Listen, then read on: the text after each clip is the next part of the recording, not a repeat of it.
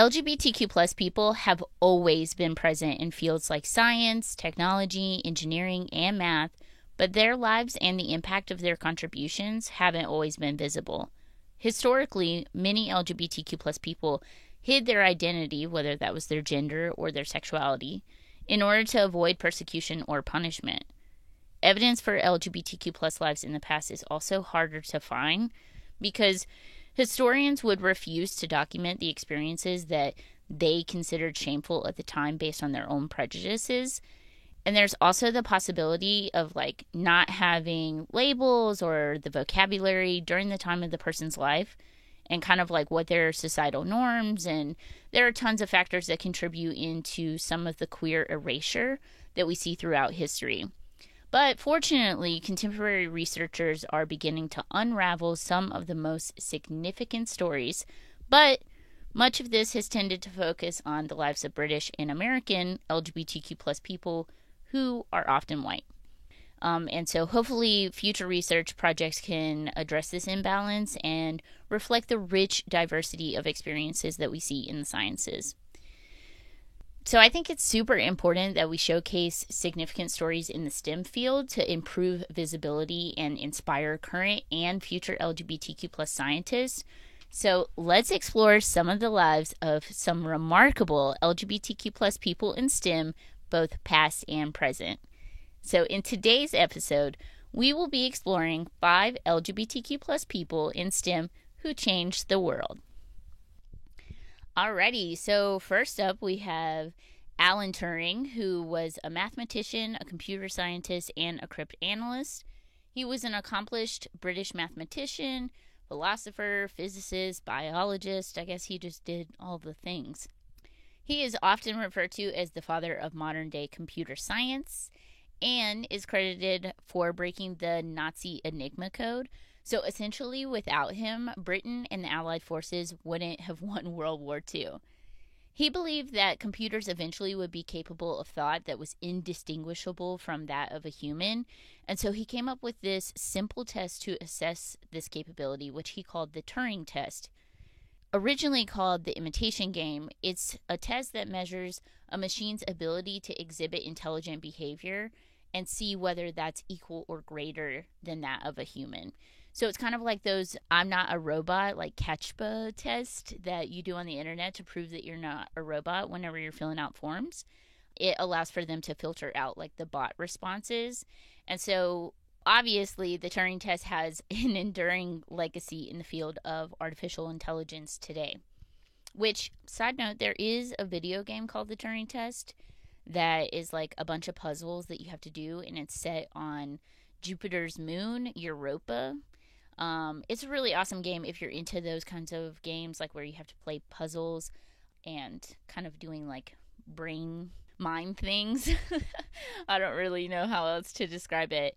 But yeah, if you're into those games, then you should definitely check it out.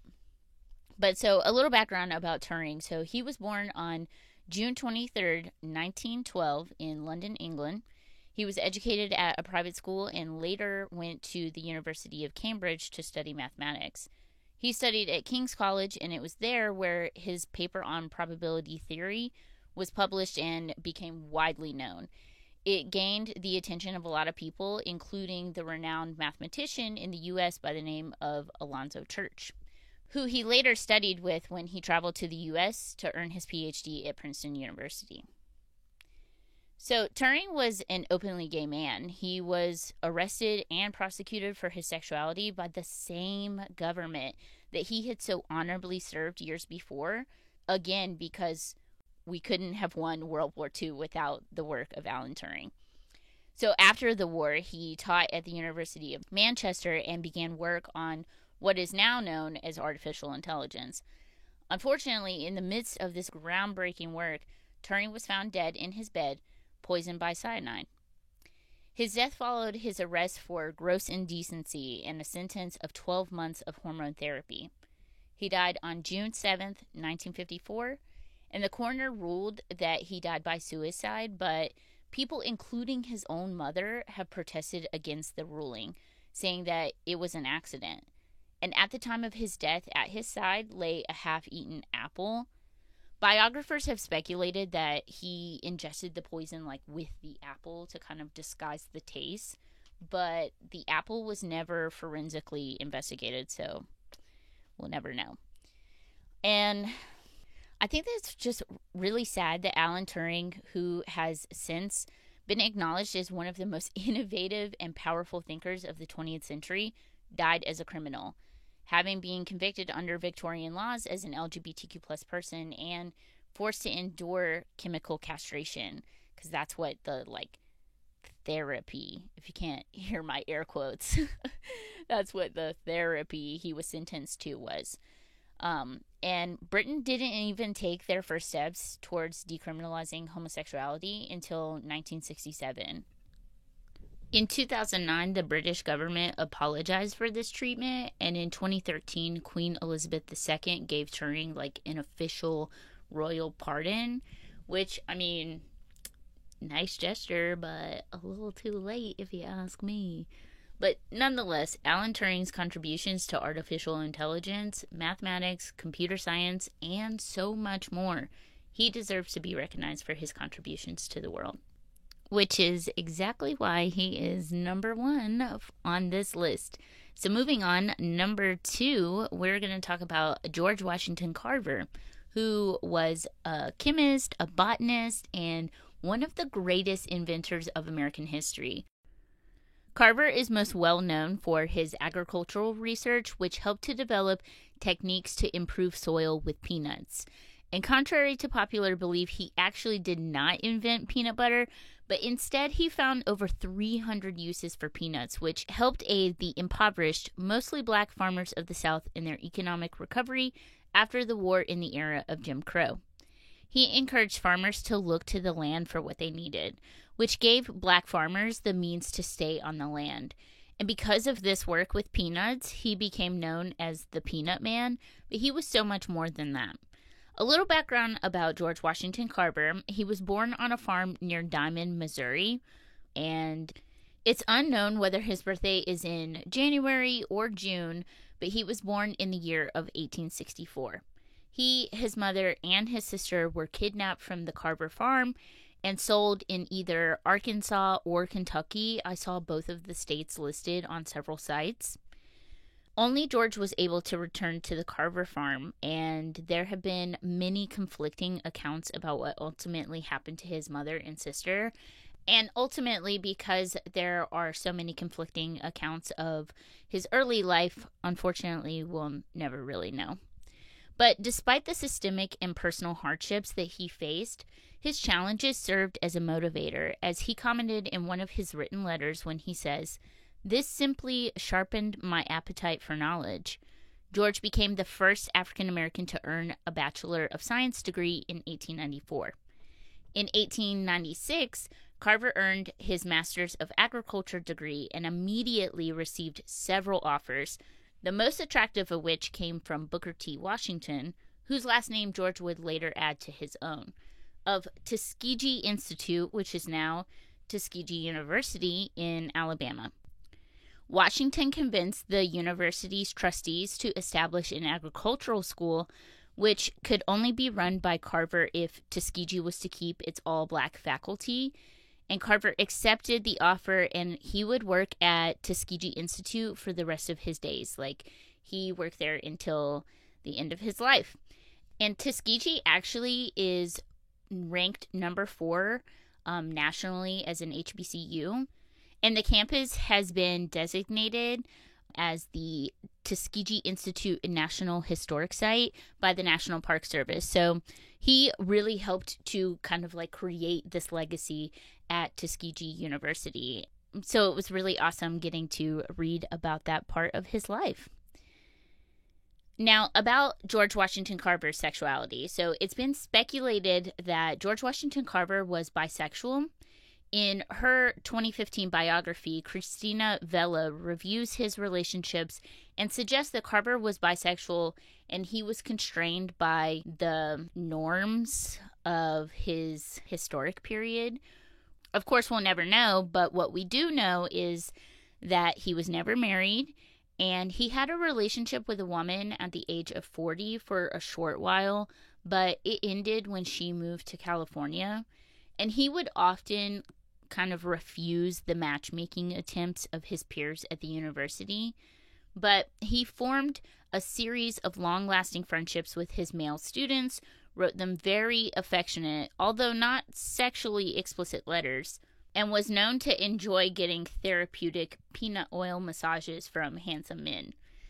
Apparently, university colleagues also claimed that he would kind of like horse around with many men, and some of the administrators there at the university were concerned about a potential scandal because of all of the persistent rumors about his sexuality. But again, of course, we'll never really know for sure. However, Carver did establish a life and research partnership with the scientist Austin W. Curtis Jr., who was a graduate of Cornell University. They lived together until his death in 1943. And the two men kept details of their lives together very discreet, so historians know very little about how these two men understood their relationship and like how they would describe the context of their relationship and how they kind of saw it. But upon his death, he willed his assets to Curtis, and super suspicious and kind of strange, after George passed away, Curtis was actually fired from the university. So I don't know if like those rumors and, you know, they got rid of him after George passed away. Like, you know, it's really sad to kind of see it happen that way. But on January 5th, 1943, Dr. George Washington Carver died. He was 78 years old, and he left behind a legacy as not only one of America's greatest inventors, but also as a pioneering agriculturalist, award-winning artist, and humble humanitarian. Carver was buried next to Booker T. Washington on the Tuskegee University grounds. It's been really interesting, you know, reading these things about his life, because I feel like when I was in grade school, I learned about George Washington Carver, but my most vivid memories are about the Peanuts. So it's really great to see other, you know, aspects of his life now as an adult. Alrighty, and next we have Nergis Mavavala, who is an astrophysicist. And in 2015, Nergis Mavavala was among a team of scientists who first observed gravitational waves from the collision of two black holes. Two black holes!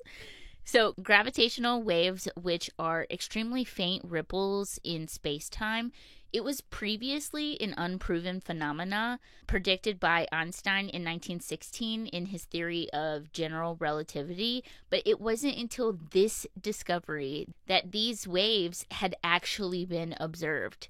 And so there's this quote by Nergis, and she says, "We think that when we make a discovery, we've answered a question.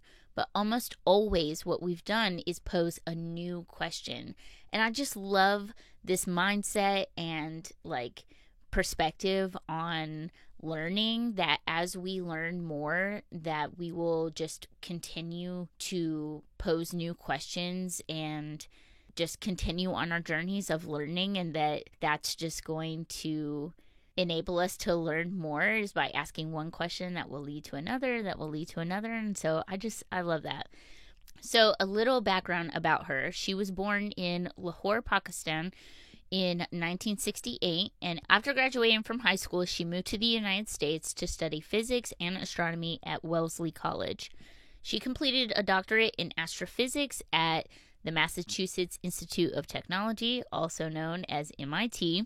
And really interesting about her PhD, so initially she failed her PhD candidacy exam. And I wanted to include this in the episode because I think that it serves as a really great reminder that those who are successful also experience failure. It's an important part of growing and improving our skills, getting better at what we do. And I just love how resilient she is and ambitious and driven, and that despite having this initial failure and, you know, disappointment and letdown, that she continued to strive for what she wanted, and ultimately it led to her getting her PhD. And then being able to study astrophysics and witness this like groundbreaking thing with the gravitational waves. But so when it comes to her identity, she is openly gay. She's an advocate for LGBTQ plus inclusion in STEM, and she was even named the 2014 LGBTQ plus Scientist of the Year. She says that she discovered her sexuality while in grad school, but remembers feeling out of place for doing things that were seen as gender non-conforming or tomboyish, as she describes it. In an interview, she recalls an experience where she was 14 or 15 in Pakistan, and at the time the buses were divided by gender, so women in the front, men in the back, and then they like even had separate doors and a divider between them. And one day she and her friend got on the bus in the front section, and the bus driver started yelling at her to go to the back because she was dressed very boyishly. And she said that the bus driver was apologetic when she was like, hey, like, you know, I'm supposed to be here, I'm a woman. But she says that her tomboyish nature really fed into her other identities like athlete, scientist, and gender nonconforming, and that these parts of her identity influenced her to be more tomboyish. And it's interesting because while her home country of Pakistan is really proud of her contributions and like, you know, her discoveries, but if she were to return home, parts of her identity would not be accepted there. So it's interesting to see how she is celebrated since she lives in the US, but you know, so overall, she is a noteworthy role model for people who are interested in the sciences everywhere. She notes that much of her success came from her mentors in both Pakistan and the U.S. In a television interview in 2016, Mava Vala stated, "When everyone has access to education, that's when all the other things come into place. You've got to do what gives you pleasure. Got to find a way to do it. People should just do what they enjoy most, and I think for all of society, whether it's in Pakistan or elsewhere, we have to create opportunities for young girls to do what they're good at and do what they love to do in order to cultivate the sense of wonder in a child." And I just really love that and love her outlook on education and really how important that is and how much she really kind of emulates the role model persona that she knows that people look up to her, and she stands as an advocate and is openly gay. And so I just really admire her and really admire the scientific discovery that she has made in our lifetime. So I am glad to include her in this list. Next up on our list, we have Sally Ride, who is an astronaut.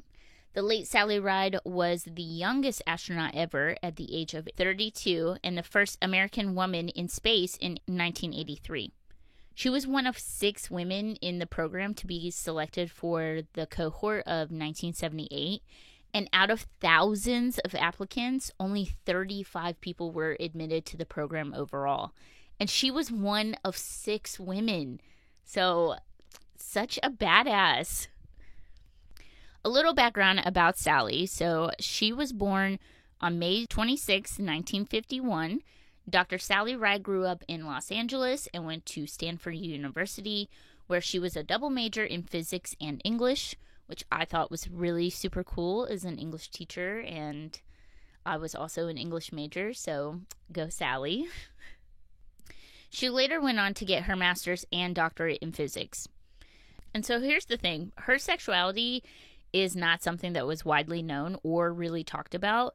And most people didn't even know until an obituary from her educational organization, which is called Sally Ride Science, named Tam O'Shaughnessy as her partner of 27 years.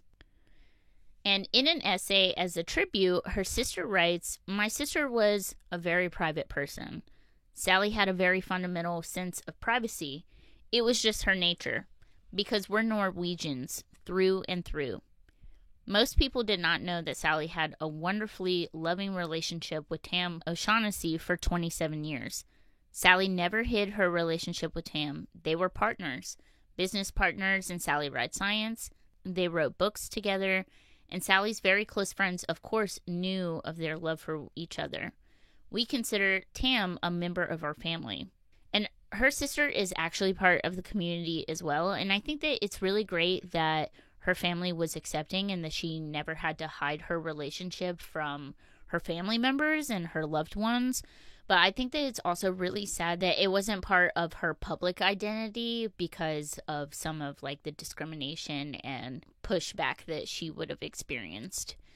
And so actually this coming out in her obituary actually sparked some controversy for NASA and their discriminatory practices throughout the years. NASA had to start considering women for the program when the Equal Opportunity Act of 1972 forced them to do so. And a 2014 story in the American Prospect hinted at NASA's attitude towards the LGBTQ plus community around Ride's time there. And this is a quote from the article. Coming out doesn't seem to have occurred to Ride and certainly would have jeopardized her chance to go to space, if not killed outright. Around 1990, 7 years after Ride's historic flight, NASA management quietly ordered a working group of physicians to declare homosexuality as a psychiatrically disqualifying condition. Yeah. And to this day, it's still incredibly rare for astronauts to be openly gay. There are a few, but not many. And I think that Sally Ride's coming out now kind of like put an eye on NASA and forced them to change some of their practices, which is obviously a good thing. And now I think that people are paying attention to how NASA reacts to these issues. Her sister went on to say in the same essay, Sally lived her life to the fullest with boundless energy, curiosity, intelligence, passion, joy, and love. Her integrity was absolute. Her spirit was immeasurable. Her approach to life was fearless. Sally died the same way she lived, without fear.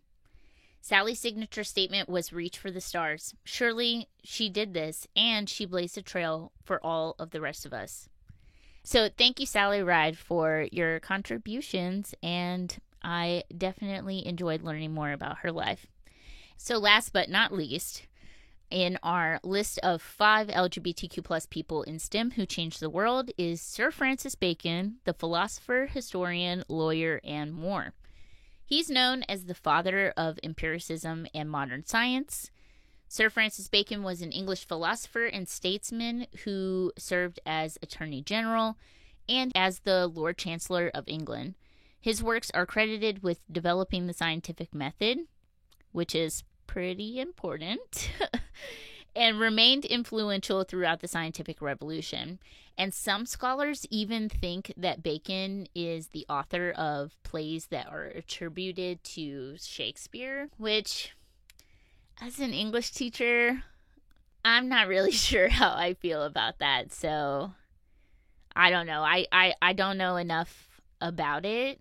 I've looked into it a little bit, but I'm not really sure how I feel about that. So if you have any opinion in the Shakespeare debate versus Sir Francis Bacon, be sure to send me a message. You can email me at closetedhistorypodcast@gmail.com.